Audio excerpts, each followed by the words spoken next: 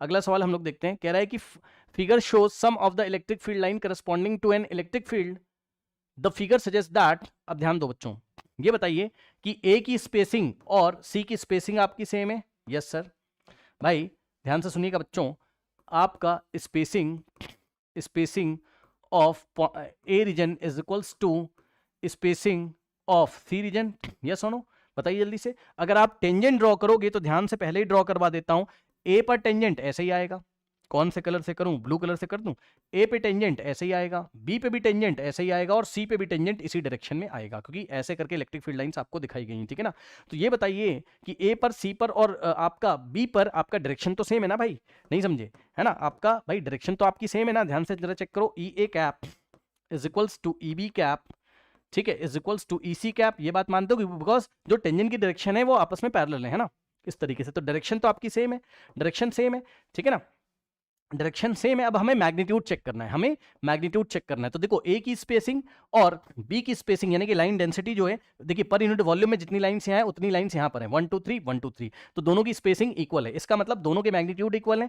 इसका मतलब magnitude of A is equals to magnitude of C. Yes और no. अब बताइए जरा, यहां पर देखिए बी वाले रीजन को बच्चों देखोगे तो देख रहे हो आप, स्पेसिंग ये दूर दूर है आपका, ठीक। तो दोनों की स्पेसिंग इक्वल है और ये दोनों जो स्पेसिंग है ये स्पेसिंग ऑफ बी से ज्यादा है, सॉरी लेस है, ज्यादा नहीं लेस है। Spacing of A is equal to spacing of C is less than spacing of B, spacing of B. तो बी की स्पेसिंग बहुत ज्यादा है इसलिए मैग्नीट्यूड यहां पर कम होगा, तो less than electric field of B. Check कर लो भाई, क्या ऐसा आपको कहीं पर मिल रहा है, बताइए, कोई डाउट है बताइए। ई और सी पर मैग्नीट्यूड आपका सेम है और बी पे मैग्नीट्यूड आपका, आई एम वेरी सॉरी,